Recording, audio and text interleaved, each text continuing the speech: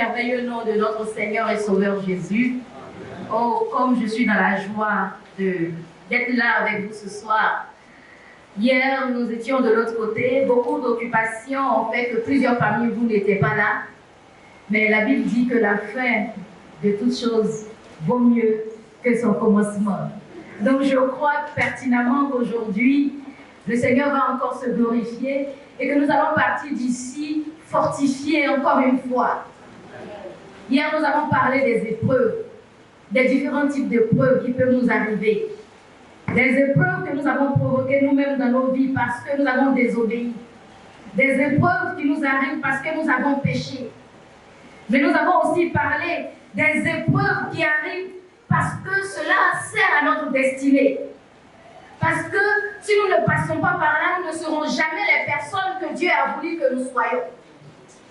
Puis, nous avons parlé en dernier lieu des épreuves que Dieu envoie pour servir à ses propres desseins. Par exemple, lorsque Étienne a été lapidé, ce n'était pas pour servir à la destinée d'Étienne, mais c'était pour servir au dessein de Dieu, qui voulait que l'évangile soit prêché jusqu'aux extrémités de la terre. Alors il s'est choisi quelqu'un qu'on a lapidé devant tout le monde. Et du jour au lendemain, les enfants d'Israël, les disciples qui étaient à Jérusalem et qui depuis la Pentecôte ne bougeaient pas, se sont dispersés. Et ils sont allés en Samarie comme Jésus leur avait demandé. Ils ont commencé à aller prêcher l'évangile partout. Il ne restait que les apôtres qui sont restés à Jérusalem. Les épreuves peuvent arriver. Et puis, nous les affrontons. Nous les traversons. Et quand nous avons fini de les traverser, nous croyons que c'est terminé. Puis un jour, une nouvelle situation arrive. Et nous sommes fatigués. Nous n'en pouvons plus. Nous nous asseyons et nous nous posons des questions. Ah Seigneur, c'est quoi ça encore? Je croyais que tu avais fini avec moi sur ce coup-là. Seigneur, c'est quoi cette nouveauté que tu envoies dans ma vie? Il y a quelqu'un dans la Bible dont j'aimerais vous parler aujourd'hui qui a connu cela. Il s'agit de Élie le prophète. Beaucoup d'entre nous connaissons l'histoire d'Élie parce qu'il y a tellement de cantiques qu'on a créés autour de son histoire. Du genre, Élie a prié, le feu est descendu. C'est Élie qui est arrivé chez la veuve de Sarepta et qui a fait des miracles là-bas. C'est Élie, celui que Dieu a nourri auprès du torrent. Il lui envoyait des corbeaux. Ce matin, le pasteur parlait des corbeaux. Quelqu'un qui a été un corbeau dans sa vie. Et ça m'a fait sourire. Oui, des corbeaux sont venus nourrir Élie. Donc il avait une super relation avec Dieu. Et un jour, il a poussé son dévouement au point de défier les prophètes de Baal. Et puis il leur a dit, si vous êtes des garçons, je préfère utiliser cette expression qui nous est beaucoup proche. Il dit, si vous êtes des garçons, venez, on va voir qui a un Dieu puissant. Et il a envoyé de l'eau pour mettre autour de lui son sacrifice. En tant qu'il disait aux gens, les prophètes de Baal, bon, écoutez, criez fort parce que j'ai l'impression que vos dieux là, ils ne sont pas forts. Donc Élie savait sur quoi il s'était appuyé. Et il leur a dit, on va voir maintenant qui est Dieu en Israël. Et pour les défier encore plus, il a demandé qu'on ajoute de l'eau. Mettez de l'eau, mettez. Il savait de quoi il parlait. Il savait que le feu du ciel allait descendre. Et que quand le feu allait descendre, tout le monde allait être confondu. Et Dieu a répondu à sa foi ce jour-là. Et le feu est effectivement descendu du ciel. Et tout le monde a vu Élie victorieux. Au point où il a demandé qu'on envoie les prophètes, il va les égorger lui-même. Il était tout puissant, le cher Élie. Tout puissant ce jour-là. Il a égorgé tous les prophètes de Baal. Tous les prophètes de Baal. Avant ça, il avait annoncé une sécheresse. Et après la sécheresse, il a annoncé qu'il y aurait la pluie. Et tout ça s'est réalisé. C'était un grand prophète. C'était un homme de Dieu fabuleux. J'imagine comment il devait se sentir. Quand même, Dieu fait des choses à travers moi. C'est quand même moi, Élie.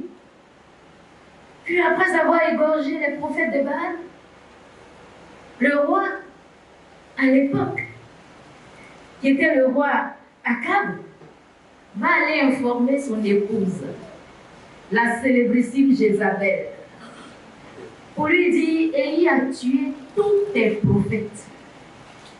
Tous ceux qui étaient là pour faire vivre ton Dieu, tes Baals.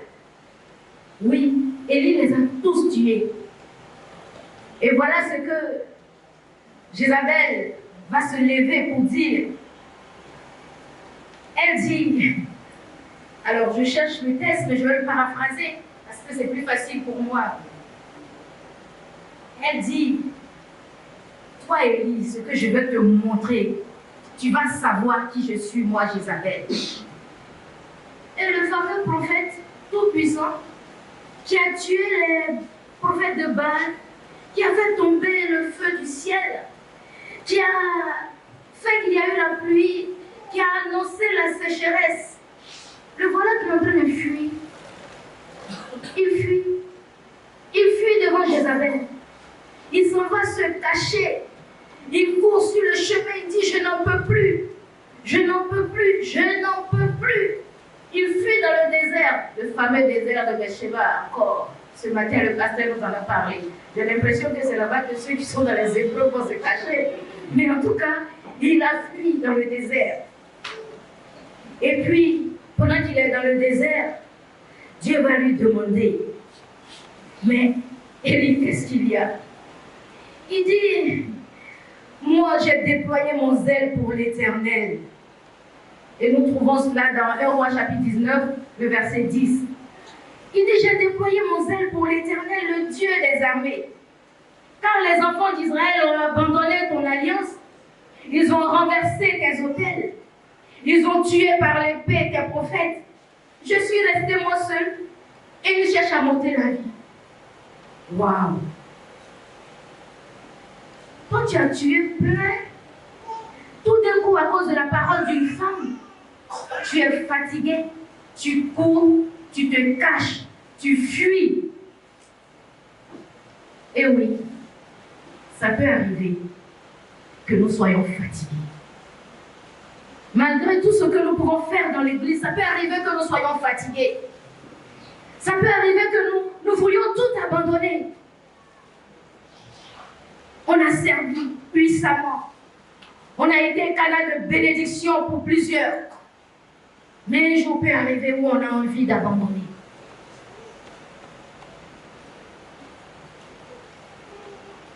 Job, un jour, dans les difficultés, lui, le fameux Job, à qui on ne reprochait rien, mais dont sa seule responsabilité, c'est d'avoir été très juste. Dieu va donner l'autorisation à Satan de finir avec lui. Il perd ses enfants, il perd ses biens, et puis sa femme va venir lui dire, mais maudit Dieu, et meurt, parce que ça vaut mieux. Mais malgré cela, Job ne va pas faire ce que sa femme lui demande. Job savait qu'il n'y avait rien de caché en lui. Et il le regardait. Les gens, il leur a dit, mais arrêtez de m'accabler. Arrêtez de me faire souffrir de la sorte. Je n'ai rien fait. Dieu seul sait pourquoi je suis dans cette situation. Et dans sa douleur, dans sa tristesse, il les a regardés. J'imagine qu'il a levé la main comme je la lève actuellement pour dire, mais s'il y a une chose que je sais, c'est que mon Rédempteur vit et qu'il se lèvera le dernier. Alléluia. Amen. Job avait compris. Il était fatigué. Il ployait sous le poids des difficultés. Lui qui était en de bons termes avec Dieu. Mais pourtant, il fut accablé. Un autre prophète, Jérémie, les théologiens sont là, ils me diront que c'est peut-être pas lui. Mais j'ai envie plutôt de dire, en tout cas c'est lui qui a écrit le livre des Lamentations. Dans les difficultés, un jour, il s'est levé et là j'aimerais vous lire ce texte. Il est long, mais j'aime tellement la manière dont c'est écrit. Il dit, je suis l'homme qui a vu la misère sous la verge de sa fureur. Il m'a conduit, mené dans les ténèbres et non dans la lumière. Contre moi, il tourne et retourne sa main tout le jour. Il a fait dépérir ma chair et ma peau. Il a brisé mes os. Il a bâti autour de moi, il m'a environné de poison et de douleur. Il me fait habiter dans les ténèbres, car ceux qui sont morts dès longtemps sont morts dans les chaînes. J'ai beau crier et implorer du secours, il ne laisse pas accès à ma prière. Il a fermé mon chemin avec des pierres de taille. Il a détruit mes sentiers. Il a été pour moi un ours en embuscade, un lion dans un lieu caché. Il a détourné mes voies. Il m'a déchiré.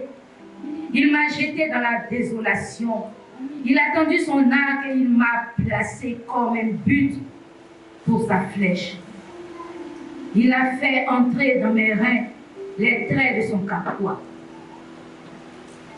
Je suis pour tout mon peuple un objet de raillerie. Chaque jour, l'objet de leurs chansons. Il m'a rassasié d'amertume. Il m'a enivré d'absinthe. Il a brisé mes dents avec des cailloux. Il m'a couvert de cendres. Il m'a enlevé la paix. Je ne connais plus le bonheur. Et j'ai dit, ma force est perdue. Je n'ai plus d'espérance. Je ne connais plus le bonheur. Et je n'ai plus d'espérance en l'Éternel. Quand je pense à ma détresse et à ma misère, à l'absinthe et au poison, quand mon âme s'en souvient, elle est abattue au-dedans de moi. Oui, voilà les mots que l'auteur des Lamentations a utilisés. Tellement sa souffrance était grande, tellement il ne savait plus où donner de la tête.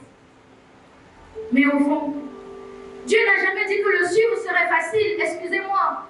Celui qui vous a dit que suivre Dieu était facile, vous a totalement menti. Il n'a jamais dit que ce serait facile. Et celui qui a écrit ce texte venait de réaliser la difficulté. Mais il ne s'est pas arrêté là, il a dit, mais s'il y a une chose que je veux repasser à mon cœur, une chose dont je veux me souvenir, c'est que les bontés de l'Éternel ne sont pas épuisées. Ses compassions ne sont pas à leur terme.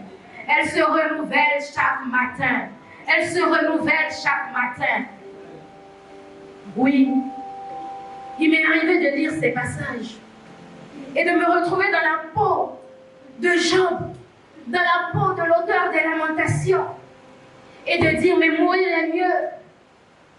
Un jour, alors que j'étais chantre dans ma communauté, conductrice de louanges, dirigeante de culte, sortie, étudiante de la Fatiha, modèle devant tout le monde, belle famille, jolie famille et tout. Les problèmes sont descendus dans ma maison et les difficultés sont venues en abondance. Ce qui était la guerre, je leur ai expliqué les conditions et pourquoi est-ce que je suis arrivée là.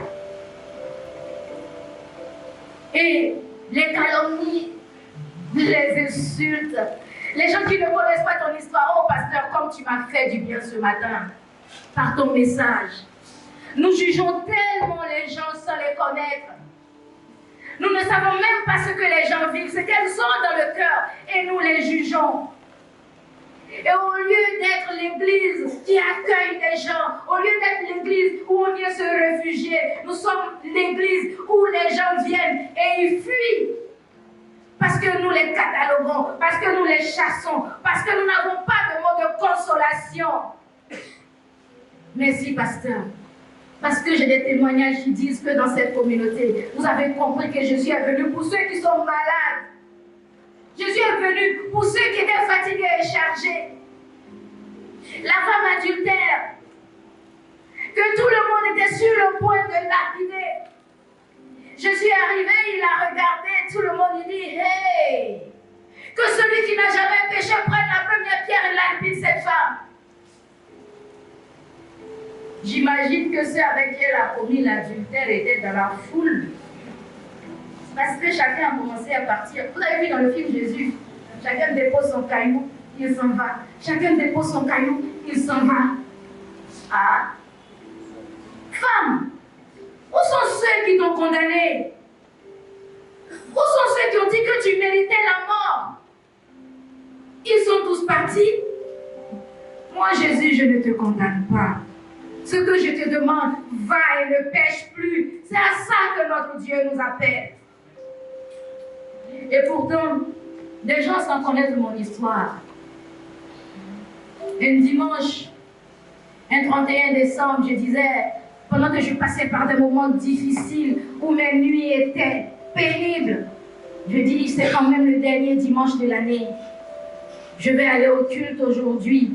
Et donc samedi, je vais à la répétition pour pouvoir me préparer pour le culte avec mes frères et sœurs. Et je fais la répétition. Je finis la répétition.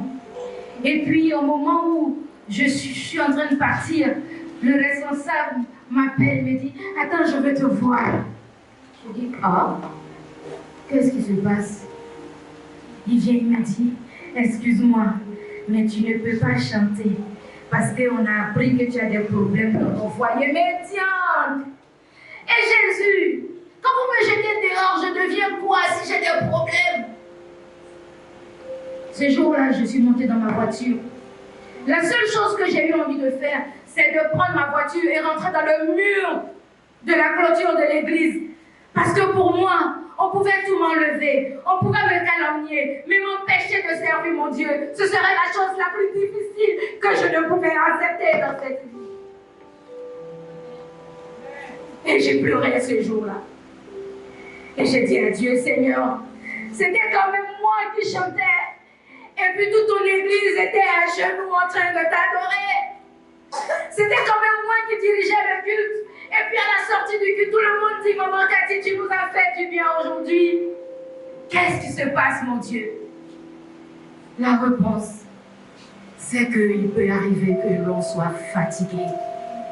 Il n'a pas dit que ce serait facile. Aujourd'hui, je suis venue dire à quelqu'un, je ne sais pas par quelle difficulté tu passes. Oh, les difficultés, nous en avons dans la vie.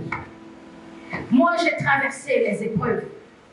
Et si Dieu permettait dans sa souveraineté qu'il y en ait encore, en tout cas, je suis armée parce que j'ai Christ avec moi. Vous savez le secret, c'est que quand Dieu est dans ton désert, alors tu peux être tranquille. Quand Dieu est avec toi dans le désert, tu peux être tranquille. Parce que c'est ça qui fait la différence. Lorsque j'ai eu envie de me suicider, je ne l'ai pas fait parce que je me suis dit non, je veux voir la fin de cette affaire. Il faut que je voie la fin de cette affaire.